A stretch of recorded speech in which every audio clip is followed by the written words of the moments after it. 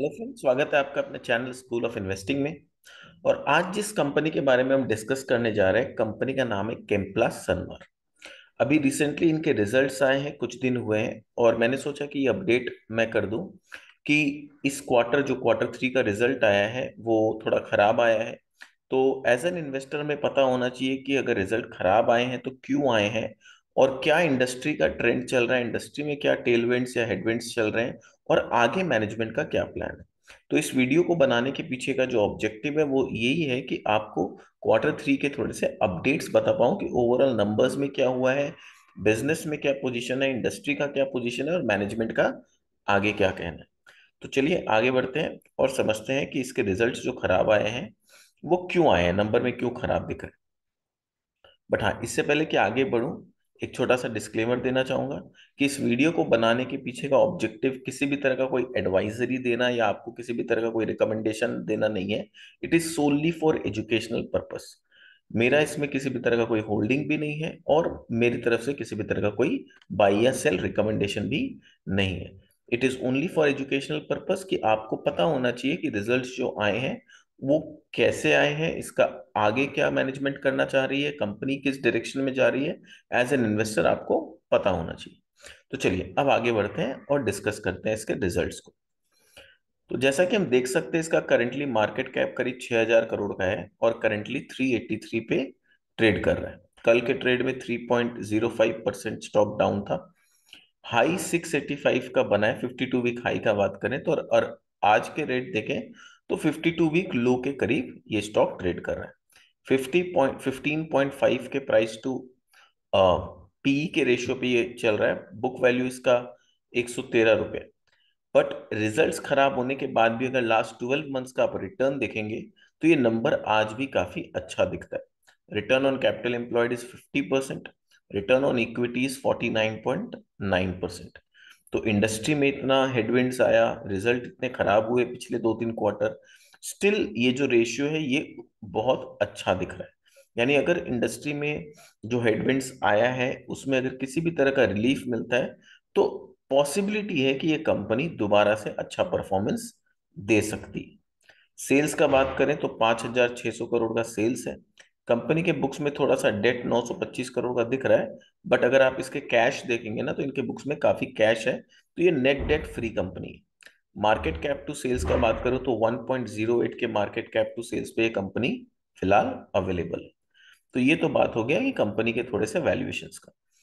हाँ, अगर आपने इस कंपनी के बारे में जानना है, ये क्या प्रोडक्ट बनाती है, कैसे बनाती है, पूरा इसका अगर बिजनेस मॉडल समझना है और इन डेप्थ इस कंपनी के बारे में अगर आपको जानना है, और आप अगर फर्स्ट टाइम हमारे चैनल पे आए हैं तो मैं आई बटन में लिंक दे दूंगा जहां हमने कंपनी में पूरा डीप डाइव एनालिसिस के बिजनेस मॉडल के बारे में किया हुआ है।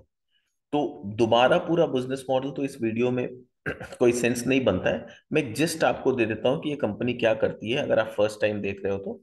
और आप चाहें तो आई बटन में जाके आप हमारा जो पुराना वीडियो है जहां पर पूरा इन डेप्थ मैंने बिजनेस को समझाया है, आप वो जाके देख सकते हैं। It is major manufacturer of specialty chemicals like specialty paste PVC resins and custom manufacturing chemicals for agrochemical and pharmaceutical company। तो अगर सिंपल सा बात करें तो ये कंपनी क्या करती है, ये कंपनी पीवीसी रेजिन्स बनाती है और कस्टम मैन्युफैक्चरिंग का काम करती है, जहां पर ये लोग कुछ ऐसा इंटरमीडिएट्स बनाते हैं जो एग्रोकेमिकल्स में और फार्मास्यूटिकल्स में यूज होते हैं। साथ साथ ये लोग कुछ स्पेशलिटी केमिकल्स भी बनाते हैं। पीवीसी रेजिन्स के बारे में अगर मैं बात करूं तो दो प्रकार का पीवीसी रेजिन्स है, सस्पेंशन पीवीसी और पेस्ट पीवीसी। ये लोग दोनों ही बनाते हैं। और ये PVC resins actually pipes, leathers, ये सब में यूज होता है। तो पाइप में सबसे ज्यादा इसका इस्तेमाल होता है। जो पीवीसी पाइप्स हम देखते हैं, एस्ट्रल का देखते हैं हम लोग, फिर हम लोग फिनोलेक्स का पाइप देखते हैं, ये सब पीवीसी पाइप्स होते हैं। तो ये पीवीसी पाइप बनाने के लिए पीवीसी रेजिन्स का जरूरत पड़ता है, जो कि ये बनाती है। The company also produce other chemicals like caustic soda, chlorochemicals, hydrogen peroxide, refrigerant gas and industrial salt. तो ये छोटे मोटे बेसिक केमिकल्स भी कंपनी बनाती है। तो कंपनी का बेसिक बिजनेस ही है। अब हम लोग आ जाते हैं इसके रिजल्ट के बारे में कि कंपनी का जो रिजल्ट आया इस क्वार्टर में उसमें हमें क्या समझना है। तो आप देख सकते हैं कंपनी का जो रिजल्ट आया है ये काफी खराब आया है। Not from the sales perspective, अगर आप सेल्स देखें तो सेल्स तो जून से ही गिरना चालू हो गया था। लाइक मार्च में 1800 करोड़ का हाई टच किया था सेल्स, उसके बाद जून में ये 1400 करोड़ का हो गया, एंड देन सितंबर में 1194 एंड दिसंबर में 1190। तो सितंबर के मुकाबले बहुत ज्यादा सेल्स में गिरावट नहीं है। आप मार्च से कंपेयर करोगे या हिस्टोरिकल नंबर से कंपेयर करेंगे तो वो ऑलरेडी गिरावट बहुत ज्यादा है। पर जो सबसे ज्यादा प्रॉब्लम जो यहाँ पर हुआ है, देखिए एक समय इसका मार्जिन जो 26% का हुआ करता था, 21-24% का हुआ करता था, ये मार्जिन गिर के 8%, 7% हो गया। तो सबसे बड़ा चोट जो लगा है इस कंपनी को वो यहाँ लगा है कि मार्जिन डिप हो गए। 194 करोड़ का ऑपरेटिंग प्रॉफिट गिर के आज 98 करोड़ हुआ सितंबर में, नाउ इट इज 78 करोड़। अब समझना होगा कि ऐसा क्यों हुआ।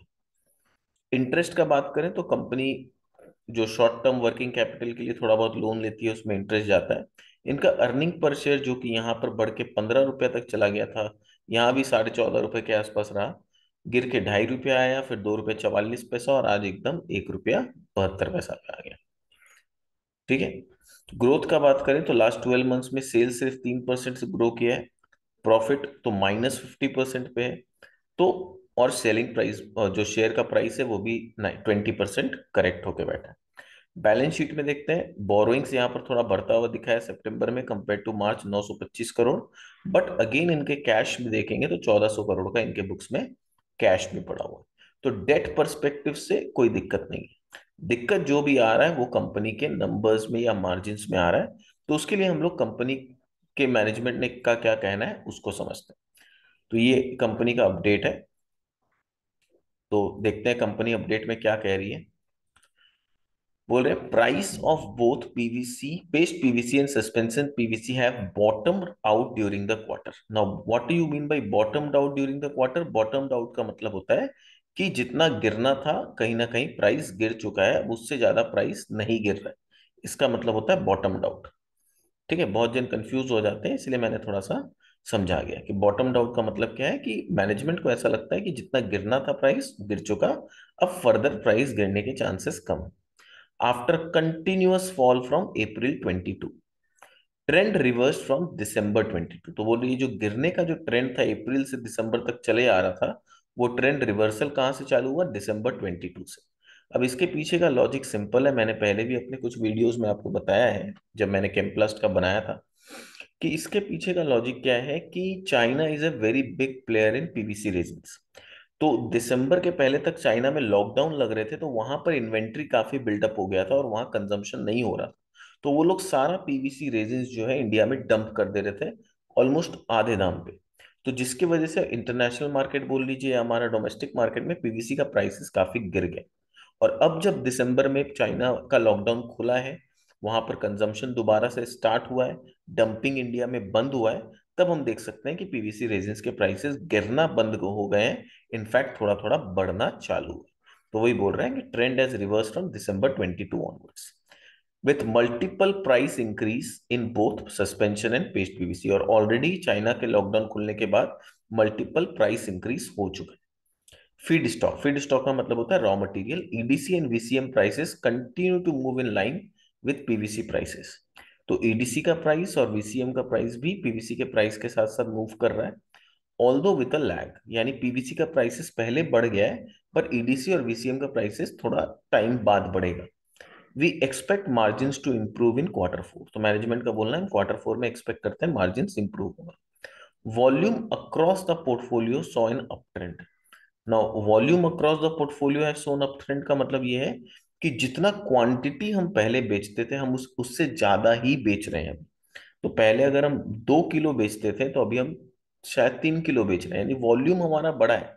बट क्योंकि selling prices have come down substantially, तो रुपीस के टर्म्स में जो रेवेन्यू है वो फॉल हमें दिख रहा है, but volume has grown as compared to corresponding period of last year. ये हम लोग चेक कर लेंगे, अभी वॉल्यूम डेटा देखेंगे तो समझ में आ जाएगा। The custom manufacturing business continue to achieve strong growth.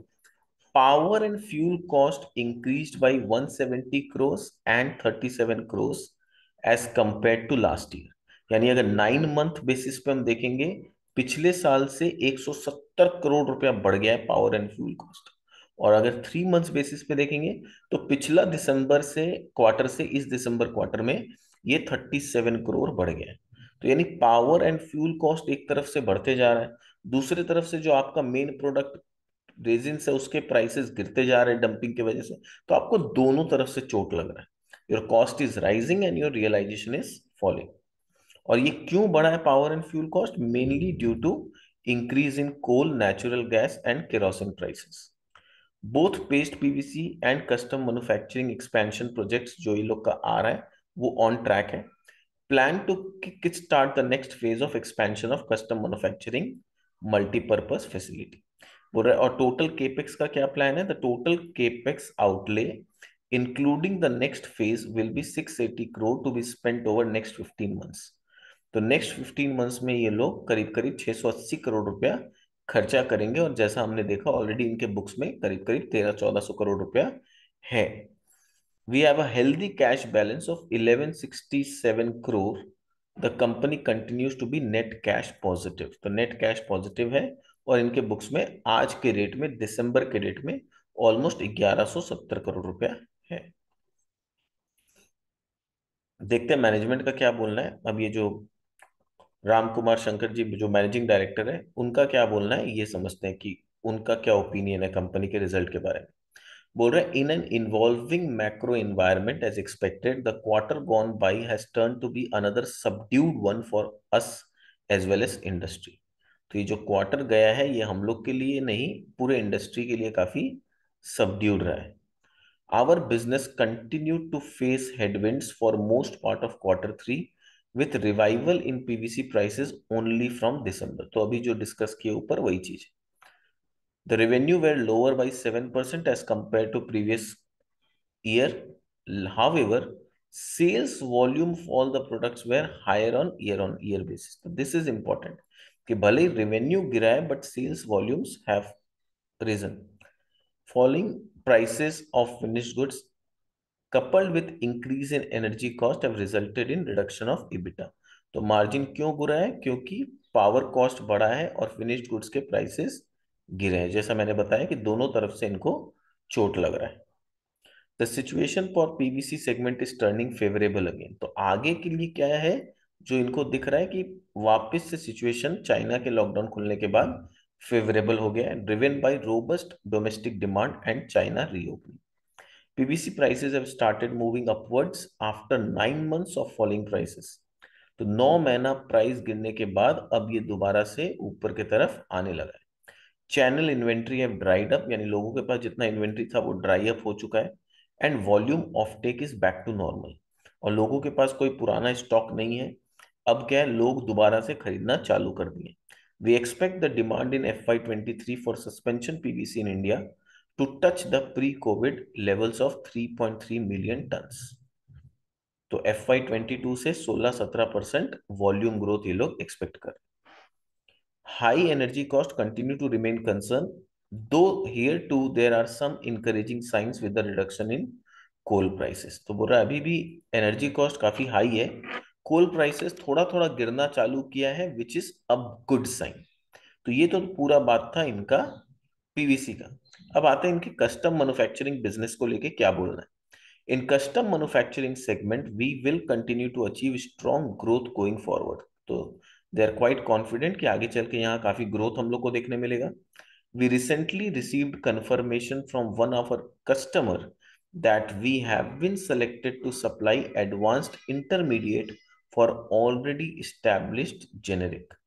तो कोई जेनेरिक जो पहले से मार्केट में है उसका एआई मैन्युफैक्चरिंग के लिए हमें सेलेक्ट कर लिया गया है। AI यानी active ingredients। Based on this development, along with announcement of the previous quarter on the signing of LOI for another intermediate, a healthy pipeline of products, we plan to kickstart the next phase of expansion of multi-purpose facility immediately। तो बोले पहले हम लोग सोचे थे कि पहले phase 1 लाएंगे, फिर फेज 2 धीरे धीरे लाएंगे, बट अब जैसा हम लोग को यहाँ से ऑर्डर या जैसे लोग हमारे साथ काम करने के लिए जुड़ रहे हैं, हम लोगों ने डिसाइड किया कि हम नेक्स्ट फेज भी इमीडिएटली लेके आएंगे। While phase 1 is expected to come in Q2 FY24 as originally scheduled, we are targeting to commission the next phase by the end of FY24। तो बोल रहे हैं ये वाला हम लोग FY 24 के एंड में ही प्लान कर रहे हैं कि नेक्स्ट फेज भी रेडी कर देंगे। तो ये कुछ ऐसा चीज है जो दिखा रहा है कि मैनेजमेंट को फ्यूचर थोड़ा बेटर लग रहा है compared to what has happened in the last 9 months.